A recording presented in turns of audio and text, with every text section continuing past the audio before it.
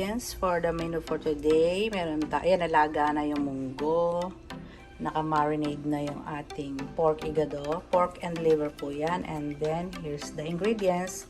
At magpa-fried galunggong din po tayo. Ayan, lalagyan natin ng tinapa yung ating munggo. See you later! Good morning! Eto na naman ang inyong kusinerang tindera. Good morning, good morning! So, kumusta sa po ang ating Friday? Naku, Friday na pala ngayon. It's weekend again. Napakabilis ng araw. Ano po mga madam? Kumusta sa naman? Have a blessed Friday po sa inyong lahat. So, eto na naman ako. Ready to share ang aking mga munting, ang aking simple na menu for today. Siyempre, alam ko, yung iba dyan alam na agad, Friday. So, ano na ang menu pag Friday? Siyempre, ang ginisang munggo. At siyempre, ano ang terno? Palagi ang mahiwagang Gigi. Ayan na, super fresh. Nakita niyo? Napaka-fresh ng aking Gigi. Fresh pa sa akin.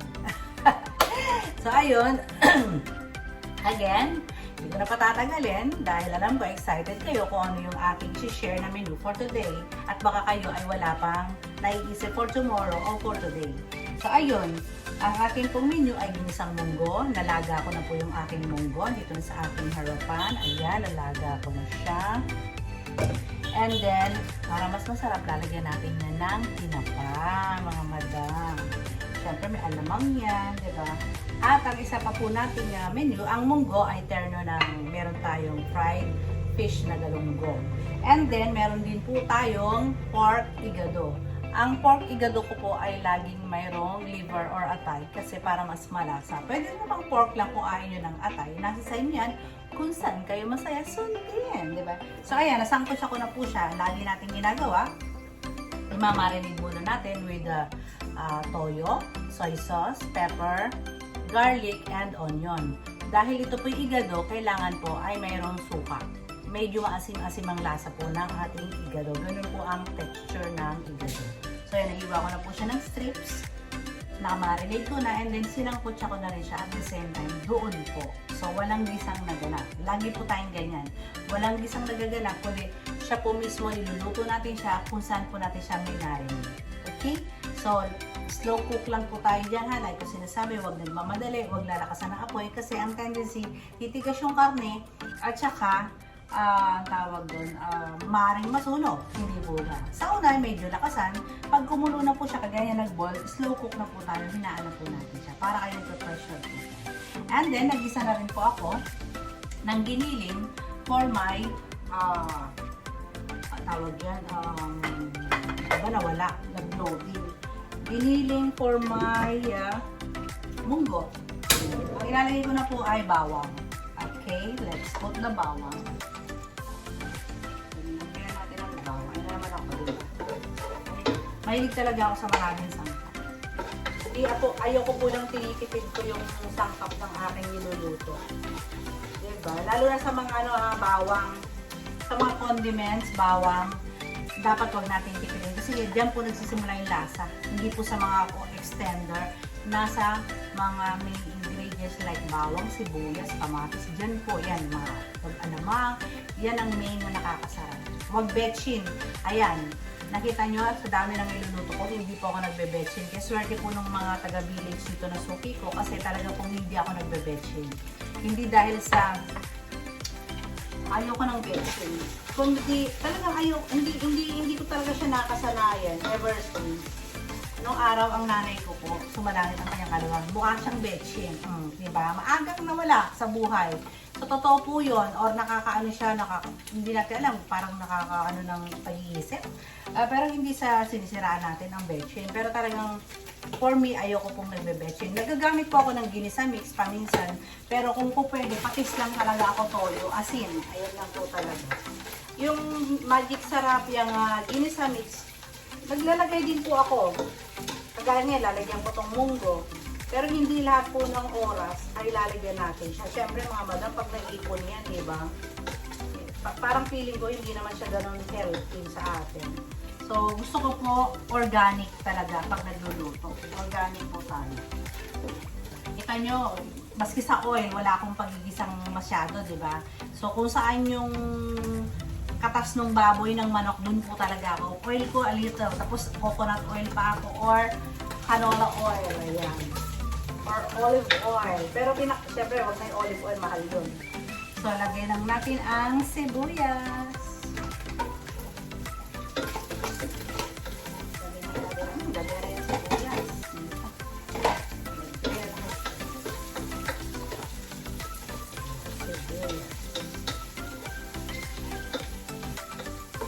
Tapos, sama na natin ang maraming kamatis. Para masarap. Lutuin na natin siya dyan. And then, yung aking pong bagong or alamang ay luto na. Ito po yung natira ko sa aking kare-kare. Lagyan natin konti lang kasi ibang kasuki ayaw nila maraming alamang. Kasi baka may allergy.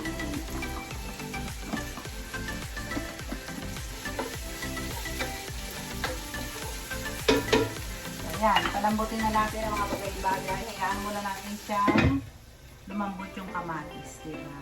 So, balikan ko po kayo. Ang pagbabalik ng inyong kusina. So, ayan, naluto na po yung aking ginisang bawang, sibuyas, giling, kamatis, at alamang. So, ito na po yung ating munggo. Ay, tingnan muna. Takmut ko na kalimutan. Tinapa. Don't forget the tinapa. May giniling yan. Pero lagyan natin ng tinapa. Kasi ito talaga yung magbibigay ng aroma flavor.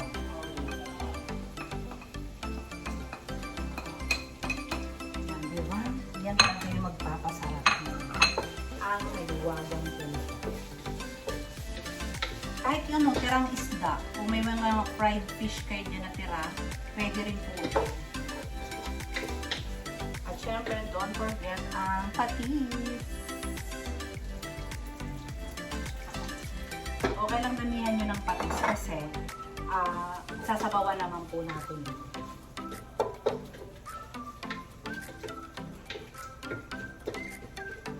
Lutuin maigi ang tinapa. Yung tinapa, luto naman na, pero dapat gisa pa natin mabuti para hindi malanisa yung luto. Kailangan huwag malanisa. Organic na organic po yung sinishare ko sa inyo na pagluluto. Wala tayong mga kaartihan. Gusto ko kung ano yung natural kong everyday ginagawa. At saka hindi lang po ito para sa mga customer ko. Dahil mismo kami yung kumakain. Di po ba? So dapat from sa amin, bago mo i-share sa iba, kung ano yung healthy, di ba? Ganun dapat. Healthy cooking tayo dapat. Healthy cooking.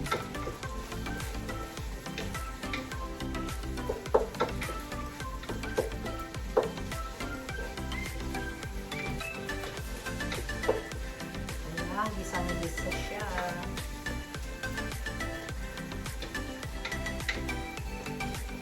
So, lagyan natin ang ating maliwagang munggo.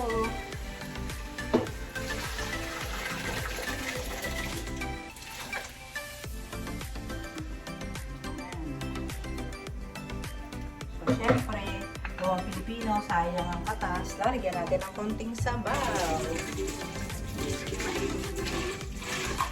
Konti lang.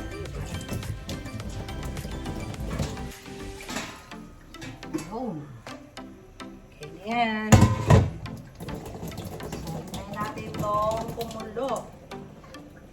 And then, pag kumulo na siya ng kulong-kulong-kulo, ilalagay naman natin ang ating mga malunggay, ang dahon ng ampalaya. Dapat lalagyan ko ng bunga ng ampalaya, kaya para mag-OA naman na siya, diba? So, hindi ko nalagyan ng bunga ng ampalaya. Dahon na lang na marami at saka malunggay. Diba? Healthy, aminin, mga madam. So, let's check naman yung ating igado. Let's check it out.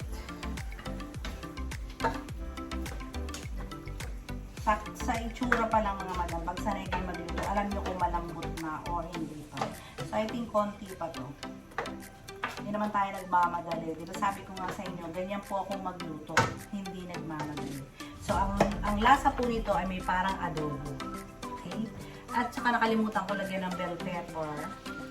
Hindi ako nakamili ng bell pepper. Ang nandito lang na ilalagay ko extender ay labanos and carrots. So, nakalimutan ng bell pepper. So, paprika na lang ang ilalagay ko para dagdag aromatic flavor. Medyo may sipa ng konti ng hangin. Imagine nyo kung gano'n yung isura. Konti lang naman yun. Konting-konti. Huwag masyadong marami. At syempre, lalagyan natin yan ng siling green. So, mamaya na. Kaya muna natin siyang lumambot pa ng konti. Masarap sa iba lumalambot. Melt in your mouth. Para kahit mga lolo-lolang walang ipin, o kahit na hindi lolo-lolang walang ipin, marami dyan nakaka-relate, makakain, hindi po ba? So, habang pinaglalambot natin silang maigi, babalikan ko po kayo. So, I'm back. Ayan, sobrang kulo na ng munggo. Tignan nyo naman, nagmamadan. So, ilagay na natin ang ating ampalaya and dahon ng malunggay. So, huwag masyadong lutong-luto para masarap at fresh na fresh ang ating gulay.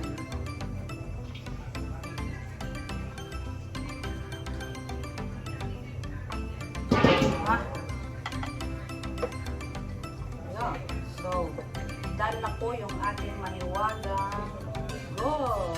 Diba? Parang gusto ko siya lagyan ng bunga ng malunggay. Titignan natin. Parang gusto ko siya lagyan ng bunga ng malunggay. Pero, ano kayo? So, ayun. Munggo natin is done. Diba? So, magpa-fry na tayo ng fish. So, patayin ko na yan sapagkat ayoko masyadong labog ang ating mga leaves, dahon nila. So, dito na tayo sa ating nahiwagang igado. Ang igado po natin ay super lambutayin na rin. Malambutayin na siya. Ayan. Nilagyan ko siya ng paprika dito dahil wala nga po onion pepper. Ilalagay na natin yung ating mga extender. Nilagyan ko po siya ng radish, carrots, and celery green. Okay? Ito rin, pag ayoko rin ng lambot, half cook. Ganyan po ako magluto. Half cook, ayoko siya ng luray-luray yung mga sangkap.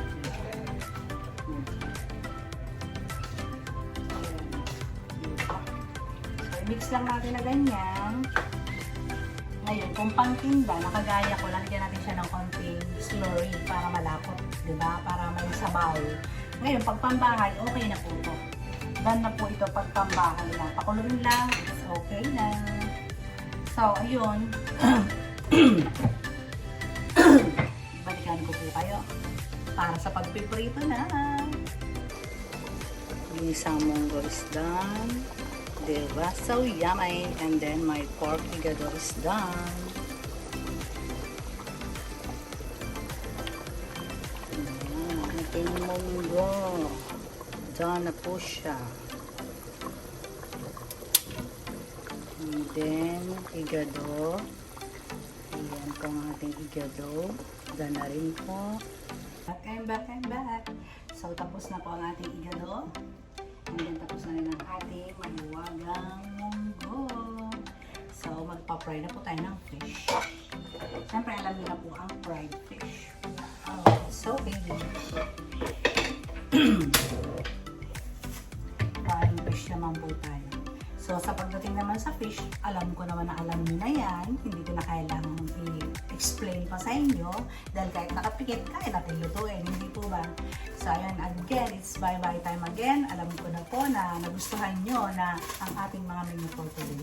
Simple yet organic and delicious and healthy. Siyempre, yun na importante. Healthy po lagi ang ating niluluto. So, ayun mga madam, sana po ay lagi tayong okay. Always stay healthy always. Yan ang laki po nga. Dinadalangin sa ating lahat. Stay healthy always. And God bless us all. Bye-bye. See you tomorrow. Please like, share, and subscribe.